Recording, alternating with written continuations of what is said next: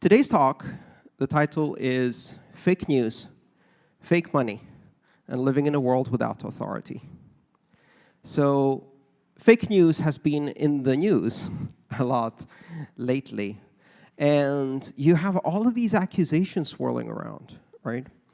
The established media, the New York Times, the Washington Post, they're pointing fingers and going, these purveyors of fake news, primarily at internet-based sites.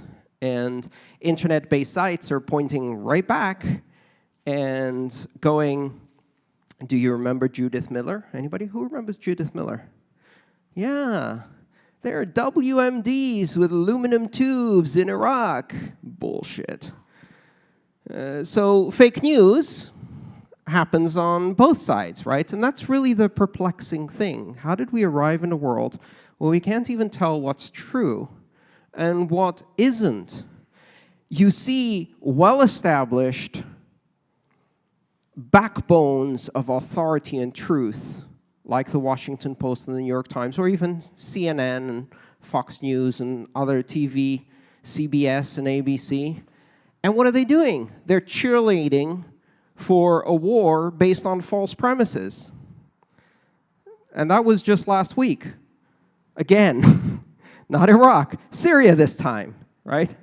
And you're like, did we learn nothing? Did we learn nothing? We didn't learn anything. How do we arrive at this world? Why do we have this debate over fake news? And part of it has to do with the rise of the internet in the early 90s. So work with me here. Let's walk through the steps. The internet didn't disrupt newspapers and TV companies by stealing their audience for news. That came much, much later. First, the internet disrupted their sources of most profitable revenue. And for newspapers, that was the classified advertising section. That was where they made most of their money, small business advertising in the classified section. And the internet came along and Craiglisted that shit, right? Just completely undermined it. Oh, you can do all of that free, and it's instantaneous, and boom. And suddenly, all of their most profitable revenue disappears. And the newspapers have to adapt. And then it happened again with TV. They started losing advertising revenue to the new popular websites that were getting more eyeballs. So they started losing first the local and small advertisers who were able to position ads targeted to specific demographics and audiences because they could get much more fine-grained information. TV is a one-way thing. You have no idea who's watching, right? And with the internet, they could really target advertising, so TV starts losing advertising revenue too. So what do? You know, trim the fat, right? Trim the fat. So in newspapers, that's, journalists, we don't really need them. So no foreign desk, cut that. Investigative journalism, cut that. You know, what's selling more papers? Ask Judy and the astrology section and infotainment and cartoons and sensationalist news, and if it bleeds, it leads. And inexorably, the long downtrend of the news industry started. They gutted their foreign desks. They gutted their investigative journalism. They gutted their fact-checking. They gutted their copy editor desks. Until what was left was a bunch of interns running around copying the press releases of powerful corporations and presenting them as fact. And taking notes when someone who seemingly was important said something, not questioning any of it, and just writing it down and publishing it as truth. Fake news happened because the very basis for producing truth was removed from the very institutions whose job it was to produce truth. And this caused a very weird situation. Because until that time, how do you know if something's true? Well, the New York Times said it. The Washington Post said it. It was on CBS. Surely they have fact-checked it, therefore it's the truth. The fundamental basis for discovery of truth was to examine the source. You go to college, you're writing an essay, they say, what are you basing this argument for? Give me citations. Source your argument. Where are the facts? And if you took a headline from the New York Times and sourced it, they'd go, okay, great. That's a citation that's valid. It's a valid source. We used the issuer to determine the quality of what they issued. We looked at the authority of the news based on the authority of the institution that said it. Because that was a good model, that was a good heuristic, that gave us a good false positive, false negative ratio. It was a bet. It was a way to say, I can't fact check all of that, but these people have, so if I read, I will become not only educated, but also informed. And now we're in a situation where the people who watch the most TV and read the most newspapers are the least informed part of the electorate. How did that happen? Because the institutions are still standing. Their authority is still standing in some ways. The basis of credibility is still there. They still have the big buildings and the lots of circulation and big name. But the mechanism that delivered truth is no longer there. The mechanism that ensured quality is no longer there, or is significantly eroded. And what's their response to that? We'll try harder? No. They turn, they look at the internet, and they go, you're fake news. And arguably, a lot of the stuff on the internet is fake news, because it never had any of the mechanisms of producing truth. But the internet that has none of the mechanisms, and the newspapers that no longer have any of the mechanisms, are now producing truth on a relatively equal basis. Every now and then, some blogger uncovers some incredible story that nobody's noticed, and it is the truth, and the networks pick it up. And every now and then, the institutions of traditional truth fall flat on their face and deliver bullshit to us, packaged in a fancy name. And people start questioning whether they should believe anything. What's the option? Where do you go from here? Do you have to evaluate every fact for yourself?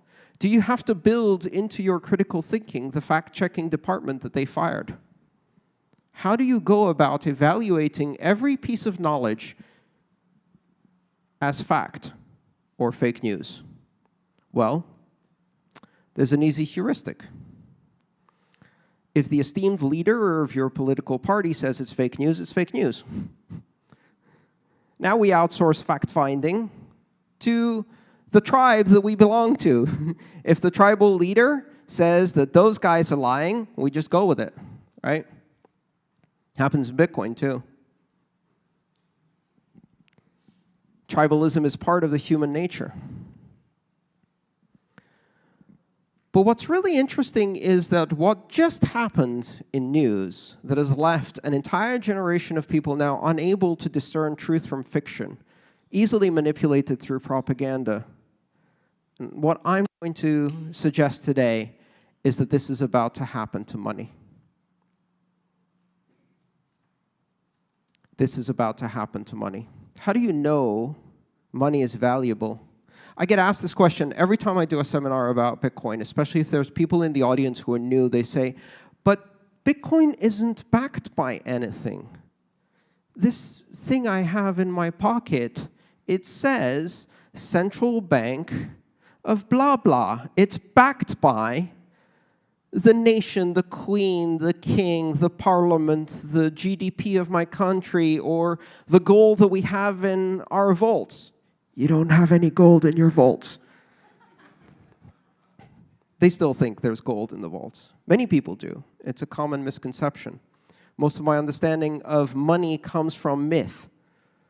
It is just barely removed from the level of myth that is Santa Claus. We have this constructed fantasy about money that we have received as children, And then as adults, when we notice inconsistencies, we kind of just shore it up with some rusty nails and some planks to keep it in place, and we try to keep the illusion.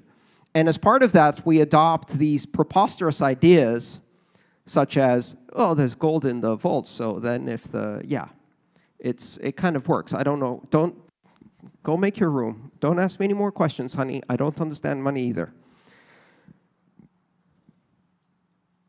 We had a heuristic, and the heuristic was, if a stable democratic government, based on some broadly free principles, sanely manages the economy, if they say it has value, it has value. And that's a great heuristic. That removes the necessity for us to independently evaluate every note that comes into our hands. Will this still be worth $20 tomorrow? Okay, not this one, because this one was counterfeit, as I told you before, but this other one. This one's real. Will this still be worth $20 tomorrow? Yeah, it will be worth $20. Maybe not buy you $20 in today's money. Maybe it will buy you $19.80 in a year, and you don't really notice that, so that's okay. But you trust. You trust that it's still going to be there. Unless you're Greek, or Cypriot, or Venezuelan, or Argentinian, or Brazilian, or from Zimbabwe, or from the Ukraine, or from, just keep adding to that list. It's happened so many times. One day you wake up and you discover that the banks are closed. And the bank governor is on TV and they say, people, don't panic, everything is under control. And when a government official says that, panic! That's the time to panic. Now it's about who gets to line up in front of the bank, because they're not opening next week as they promised.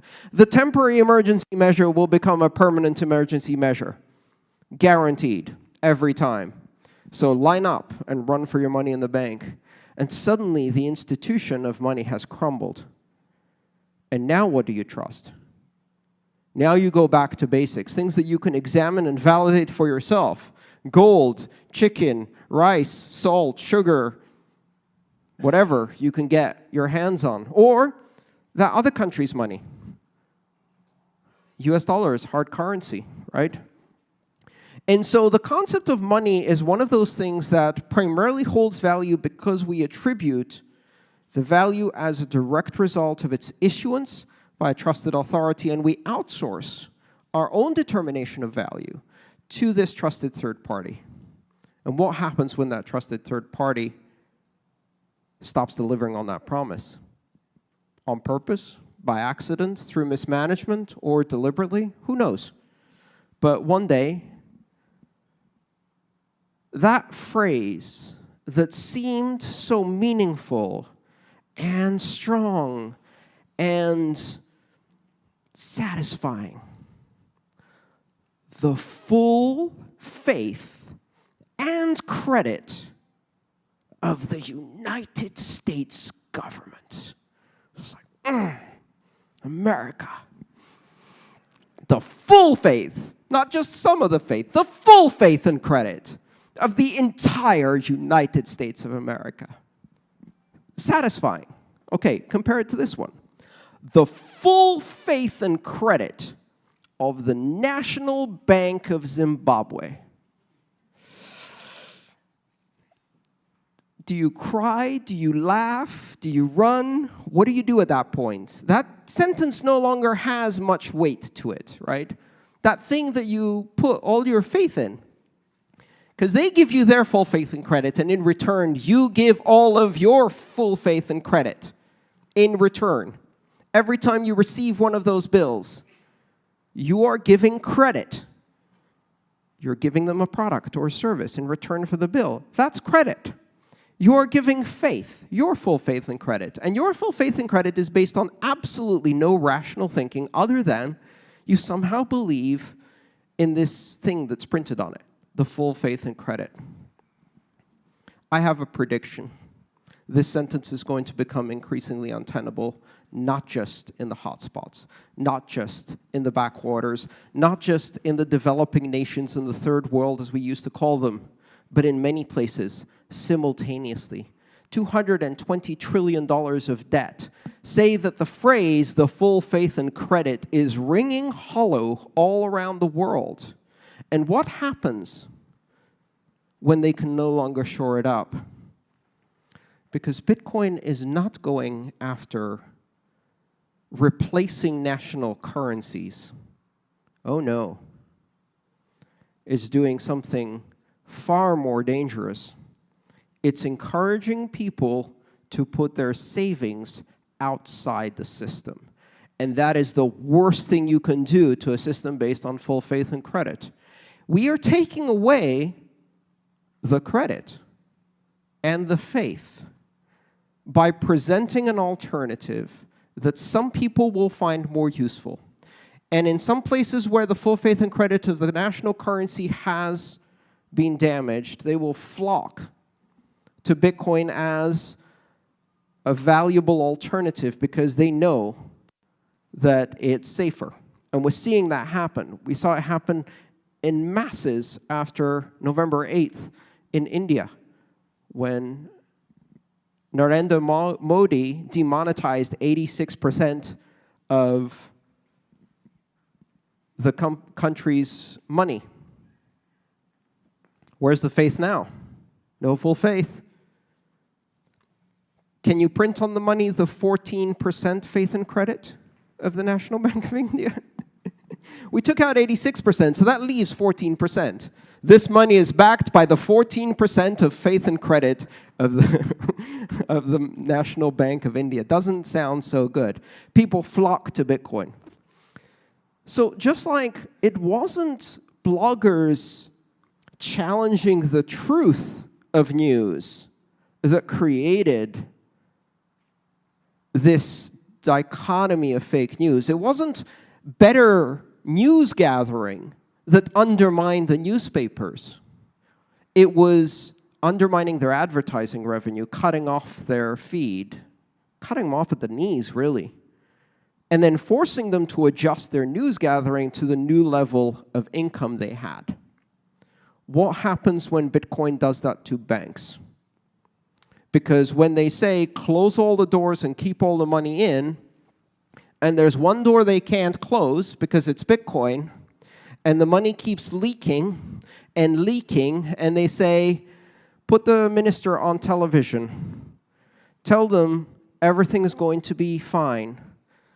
The yuan will not be devalued any further. The full faith and credit of the People's Bank of China is behind this currency.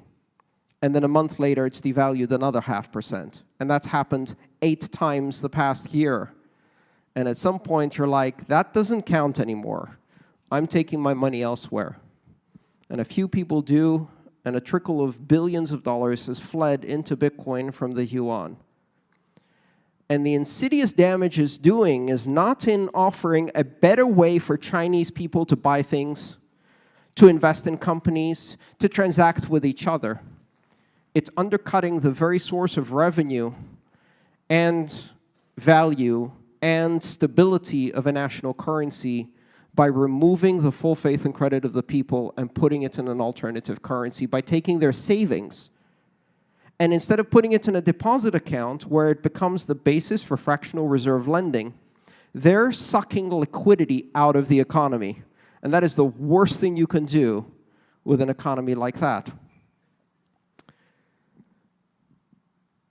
So what are they doing next? What the hell can they do now? Drag the finance minister on TV. Dear citizens, drug dealers, terrorists, pornographers, criminals, and most importantly, those really nasty people who live in the country next door are undermining our nation through this fake currency, Bitcoin, the fake money. They are in a criminal conspiracy to damage our economy.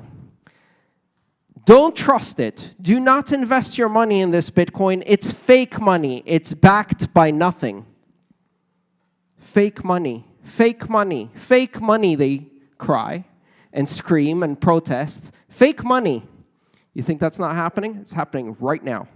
Watch, translate if you like, what Venezuelan said about Bitcoin just a few months ago. Fake money. In fact, they said, it's the Colombians doing it. Right? It's always the weirdos next door who speak with a funny accent and, soft tacos instead of hard tacos. Abomination. And so the cry starts, slowly at first, fake money, fake money, fake money. Bitcoin is considered fake money in a few places in the world. Where do you think it's considered fake money? Not here. Nobody's called Bitcoin fake money here.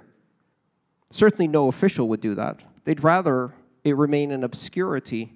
But in Venezuela, Bitcoin is fake money. In Zimbabwe, Bitcoin is fake money, and they write articles about it. In China, they've tried it a few times. Hasn't played very well with the audience.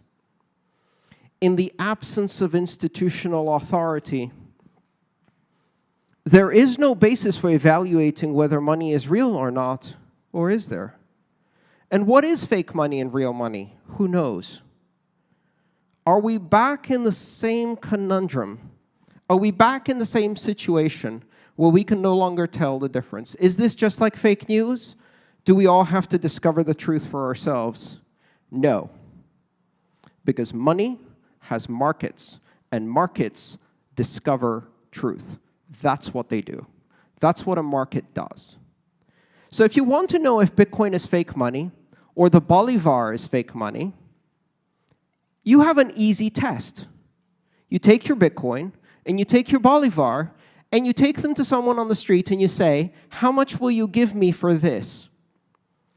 And if the official exchange rate for the Bolivar is 5 times less than the unofficial exchange rate, and if the official exchange rate for Bitcoin carries a 20% premium, the market is telling you exactly which money is fake. The market discovers truth. And no matter how many pronouncements and currency controls and bank bans and bank holidays and demonetization incidents you do, no matter how big you try to make that wall, that dam, once it's got a little flow, a little pinprick, and water is flowing through, it will make that hole bigger. And the truth will come out. And the truth will be evaluated by the market, and you can call Bitcoin fake money, and the market will say, well, I'd rather take that fake money than your fake money. On November 8th in India, the price of Bitcoin went up and maintained a 22% premium against the rupee over any other currency in the world. And I was asked, when I went to India, why is Bitcoin so expensive here? Why is Bitcoin so expensive? Are the exchanges making obscene profits? No, they're not. They're not allowed to do arbitrage. Individuals are doing the arbitrage. And so I explained, it's not the Bitcoin that's too expensive. If I go down the street right now with US dollars and buy Bitcoin, the price that they will give me is the exact same price I can get in San Francisco. Bitcoin's price is exactly the same. But if I give them rupees, they're going to want 22% more rupees. It's not the Bitcoin price that went up. It's the rupee discount that went up. The rupee price collapsed by 22%. Because Bitcoin can be moved across borders to settle the arbitrage difference, and then you're stuck with rupees and you can't move them. And the fact that you can't move them imposes an immediate 20% discount. That money is worth 20% less because it is not portable. And portable is one of the 3 characteristics of what makes currency. And you just lost one of them. Actually 2, because you demonetized most of it. Rupees are trading at a discount against Bitcoin. Bitcoin is the stable price. The market is telling you this is more real money than that stuff. And so the market discovers truth, and it tells us. But be ready, because we're going to start hearing this again and again and again. As economies collapse, as currencies get into crisis, and it's happening even in developed nations, it's happening in the European Union. It could happen here in the US dollar, who knows? The markets are trying to correct the situation. They're going to create a flow of money going out into Bitcoin. People will start removing their full faith and credit from the system and putting it in safe haven assets, gold, silver, Bitcoin, whatever. And as soon as that happens, you'll start seeing the articles in the newspapers and the news media, you know, the fake news, telling you about the fake money. And maybe you can't tell the truth about what is fake news and what isn't fake news, but you can always tell the truth about what is real money and what is fake money. And the easiest way to find out is to go out on the street and ask the market, and the market will tell you the truth. Thank you.